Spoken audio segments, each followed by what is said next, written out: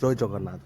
ଯଦି ଆପଣ ଜାଣିବାକୁ ଚାହୁଁଛନ୍ତି କି କେମିତି ଗୋଟେ ବିଲିନିୟର ହୁଅନ୍ତି, ସେମାନେ ଆମଠୁ କମ୍ ଲେଭେଲରେ ଥାନ୍ତି, ବହୁତ କମ୍ ଲେଭେଲରେ, କିନ୍ତୁ ସେମାନେ ଏତେ ବଡ଼ ବିଲିନିୟର କେମିତି ହେଇଯାନ୍ତି ତା ସିକ୍ରେଟ୍ ମୁଁ এই ଭିଡ଼ିଓରେ ଆପଣଙ୍କୁ କହିବାକୁ ଚାହୁଁଛି।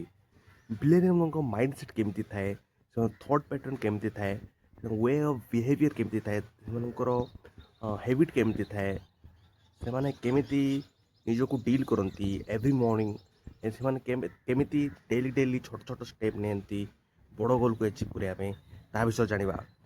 ଫାର୍ଷ୍ଟ ବିଲିନିୟର ମାନେ ନିଜକୁ କମ୍ ଭାବନ୍ତିନି। ତାଙ୍କ ପାଖରେ ବହୁତ କମ୍ ଲେଭେଲରେ ସେମାନେ ଥାଆନ୍ତି, କିନ୍ତୁ ସେମାନେ ଭାବନ୍ତି କି ମୁଁ ବଡ଼ ଆଚିଭ୍ କରିପାରିବି। ନିଜ ଉପରେ ବିଲିଭ୍ ରଖନ୍ତି। ବିଲିଭ୍ ସେମାନଙ୍କୁ ବହୁତ ଷ୍ଟ୍ରଙ୍ଗ ଥାଏ କି ମୁଁ କିଛି ଗୋଟେ ବନିପାରିବି, ମୋ ଭିତରେ ପଟେନ୍ସିଆଲ୍ ଅଛି। ଫାର୍ଷ୍ଟ ଷ୍ଟେପ୍ ସେମାନେ ବିଲିଭ୍ କରନ୍ତି କି ମୋ ଭିତରେ ପଟେନ୍ସିଆଲ୍ ଅଛି, ମୁଁ ବହୁତ କିଛି ବଡ଼ ଆଚିଭ୍ କରିପାରିବି। ଫାର୍ଷ୍ଟ ରୁଲ୍, ନିଜ ଉପରେ ବିଲିଭ୍ କରନ୍ତୁ। ସେକେଣ୍ଡ, ନିଜ ପଟେନ୍ସିଆଲ୍ ହିସାବରେ, ମାନେ ନିଜ କାପାସିଟି ହିସାବରେ ହିଁ ଟାର୍ଗେଟ୍ ସେଟ୍ କରନ୍ତୁ। ମାନେ ସେମାନଙ୍କର ଭାବନ୍ତି ମୋ ବହୁତ ବଡ଼ କାପାସିଟି ଅଛି, ସେମାନେ ବଡ଼ ଭିଜନ୍ ରଖନ୍ତି, ବଡ଼ ଗୋଲ୍ ରଖନ୍ତି, ସେହି ହିସାବରେ ସେମାନେ ଟାର୍ଗେଟ୍ ସେଟ୍ କରନ୍ତି। ତ ବଡ଼ ଭିଜନ୍, ବଡ଼ ଗୋଲ୍ ରଖିଲେ ଆପଣଙ୍କ ପଟେନ୍ସିଆଲ୍ ଏକ୍ସପ୍ଲୋର୍ଡ଼ ହେବ।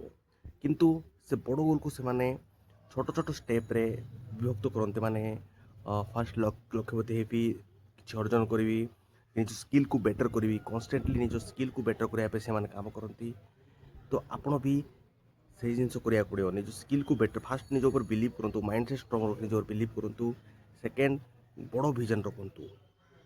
ଏଣ୍ଡ ଥର୍ଡ଼, ସେ କାମ କରିବା ପାଇଁ ଡିଜର୍ଭିଂ ହୁଅନ୍ତୁ।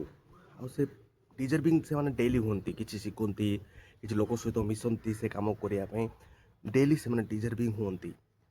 ଏଣ୍ଡ ଫୋର୍ଥ, ସେମାନେ ଭଲ ଭଲ ଲୋକ ସହିତ ମିଶନ୍ତି। ଓନ୍ଲି କ୍ୱାଲିଟି ଓକ୍ୟୁପି ମନେ ରଖନ୍ତୁ।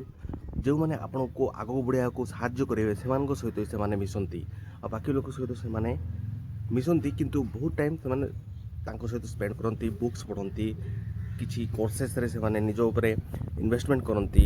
ଏସବୁ କରିପାରିଲେ ଆପଣ ବି ବିଲିନିୟର ହେଇପାରିବେ। ଆଉ ସେମାନେ ସବୁଦିନ ମୋଟିଭେଟ୍ ରୁହନ୍ତି, ନିଜ ଗୋଲ୍କୁ ଲେଖନ୍ତି, ସକାଳେ ରାତିରେ 2 ଟାଇମ୍ରେ ସେମାନେ ନିଜ ଗୋଲ୍କୁ ଲେଖନ୍ତି ଏଭ୍ରିଡେ। ତ ତାଙ୍କ ସବକନସିୟସ୍ ମାଇଣ୍ଡରେ ସେଇଟା ପୁରା ଫୁଲ୍ ମାନେ ଭର୍ତ୍ତି ହେଇଯାଏ କି ମୁଁ ଏଇଟା ଅଚିଭ୍ କରିବାର ଅଛି। ସେମାନଙ୍କ ଡ୍ରାଇଭ୍ ଭିତରେ ପଳେଇ ଆସେ ଏବଂ ସେମାନେ କନସିଷ୍ଟେଣ୍ଟଲି ଆକ୍ସନ୍ ନିଅନ୍ତି, ଡେଲି କାମ କରନ୍ତି ନିଜ ଗୋଲ୍ ପାଇଁ। ତ ତାଙ୍କ ଗୋଟେ ମୋମେଣ୍ଟମ୍ କ୍ରିଏଟ୍ ହେଇଯାଏ। ରେଗୁଲାରଲି କରନ୍ତି, ଯେଉଁଟା ବି କରନ୍ତି ରେଗୁଲାରଲି କରନ୍ତି। ଆଉ ଗୋଟେ ହ୍ୟାବିଟ୍, ସକାଳେ ଜଲ୍ଦି ଉଠନ୍ତି। ଏସବୁ ହ୍ୟାବିଟ୍ ଯଦି ଆମେ ଧୀରେ ଧୀରେ ଡେଭଲପ୍ କରିବା, କେମିତି ଡେଭଲପ୍ କରିବା ମୁଁ ନେକ୍ସଟ ଭିଡ଼ିଓରେ କହିବି।